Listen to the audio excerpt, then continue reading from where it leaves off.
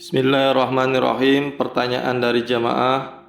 Assalamualaikum Kiai, bagaimana pandangan Kiai mengenai zakat penghasilan atau profesi? Terima kasih. Jazakallah khair. Waalaikumsalam warahmatullahi wabarakatuh. Ini sebelum kita akan menguraikan secara panjang atau secara detail mengenai zakat penghasilan atau profesi, yakni yang dimaksud adalah zakat yang dihasilkan karena sebagai imbalan jasa atas profesi seseorang yang di dalam bahasa Arab diistilahkan al-malul mustafad. Jadi harta yang didapatkan sebagai imbalan, sebagai gaji atas profesi seseorang, itu ada zakatnya apa tidak. Entah itu dia pekerjaannya sebagai pejabat negara, aparatur negara, PNS, sebagai dokter, sebagai insinyur, umpamanya itu jasa menggambar, mendesain sebuah mobil kendaraan, mendesain pesawat, mendesain bangunan, atau jasa daripada pertukangan apa saja, maka ini harta yang didapat dari keahlian seseorang sebagai imbalan jasa keahlian seseorang itu ada zakatnya apa tidak. Ini yang dimaksud. Maka saya akan uraikan secara detail.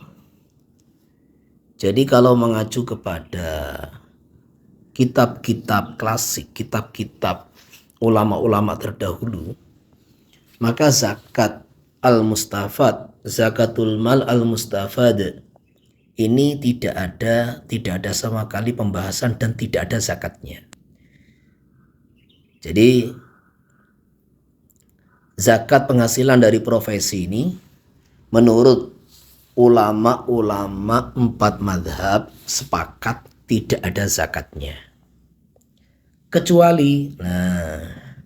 Kecuali hasil daripada profesi dia tadi dikumpulkan, kemudian ada satu nisab. Selepas ada satu nisab, yaitu senilai uang 85 gram emas murni.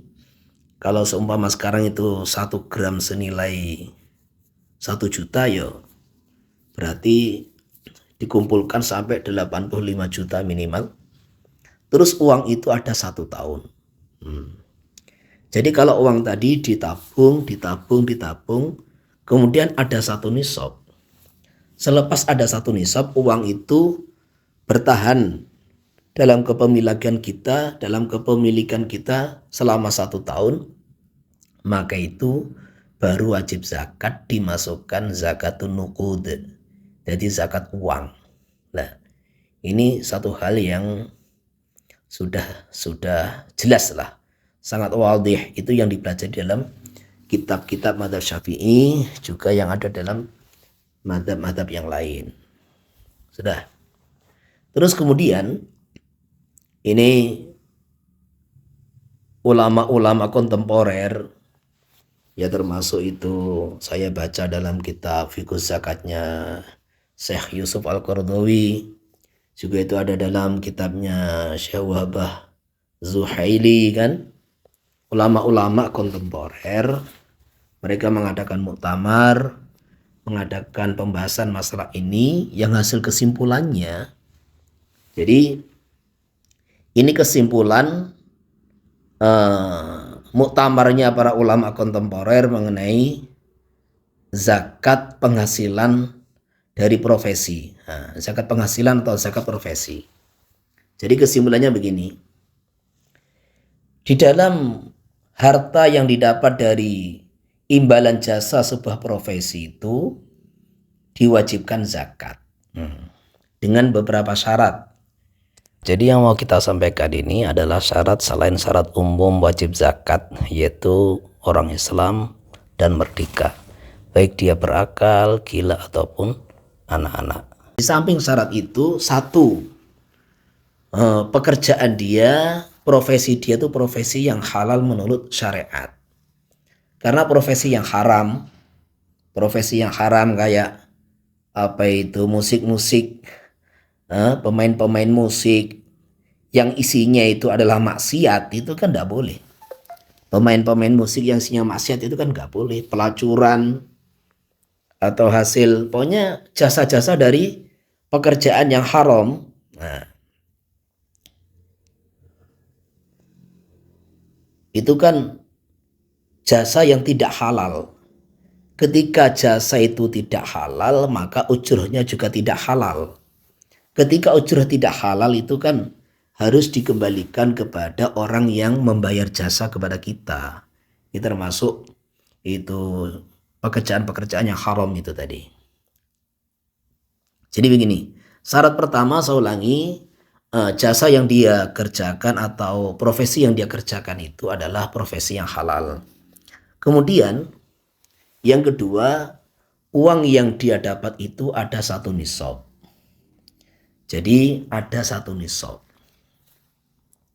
Nah ini kalau setiap bulan gak ada 1 nisab, maka digabung untuk setiap 1 tahun. Terus yang ketiga ada 1 tahun. Jadi tetap di sini ulama-ulama kontemporer di dalam mewajibkan zakat profesi, zakat penghasilan karena sebuah profesi itu harus ada nisabun wa haulun. Jadi dicontohkan begini. Nanti kita contohkan. Ada orang tuh penghasilan per bulan memang tidak ada 1 nisab. Tetapi karena pendapatan per bulan itu umpamanya 10 juta, setiap bulan 10 juta, itu kalau digabung 1 tahun kan 120 juta. Berarti pendapatan 1 tahun ini sudah ada 1 nisab. Nah, seperti itu. Nah nanti zakat itu kan bukan setiap bulan, aslinya zakat itu setiap tahun. Jadi nanti kalau penghasilan itu sudah ada 1 tahun, maka diwajibkan zakat.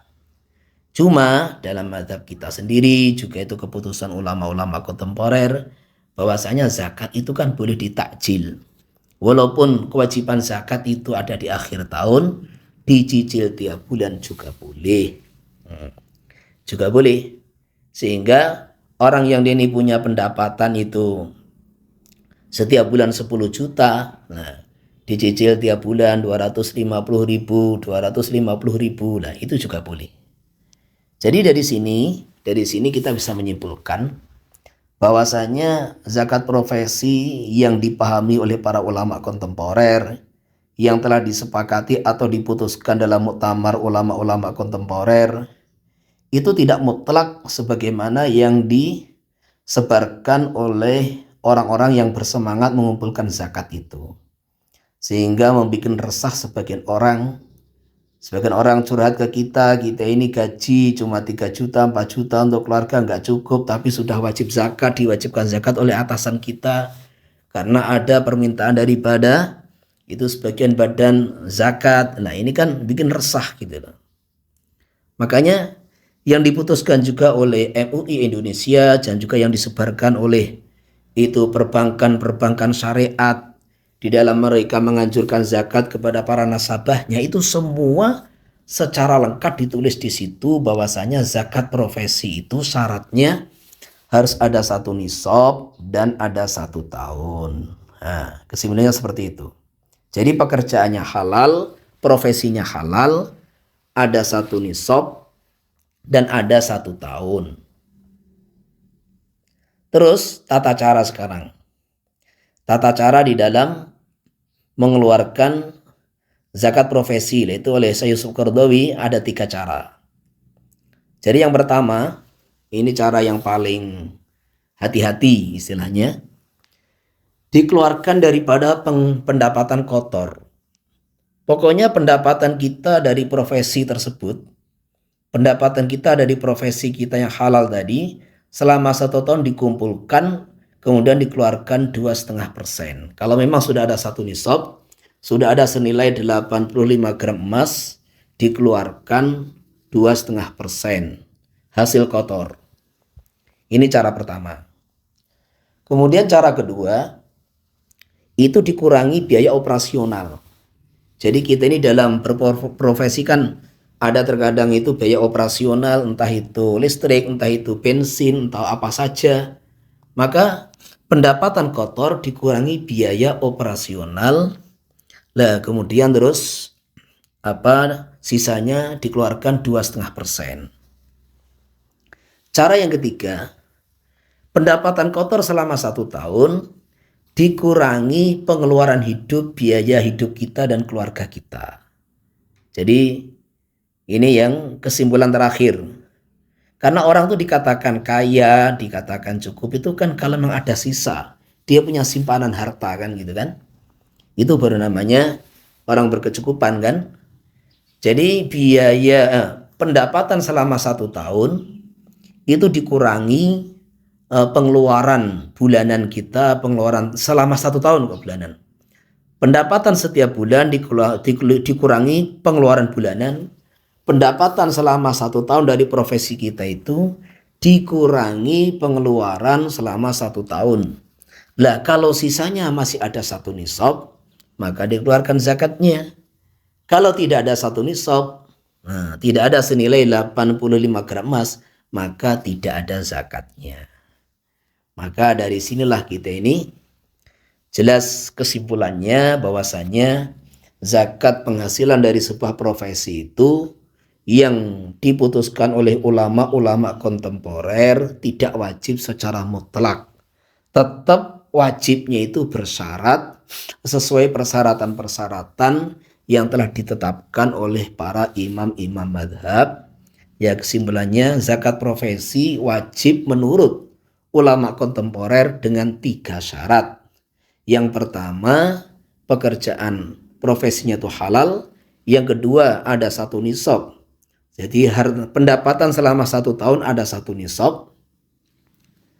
85 gram emas. Yang ketiga, ada 1 tahun. Jadi pendapatan 1 tahun bisa dibayar di akhir tahun, juga bisa dibayar per bulan. Jadi kesimpulannya seperti itu. Jadi apabila ada kurang lebihnya, wallahu a'lam bishawab.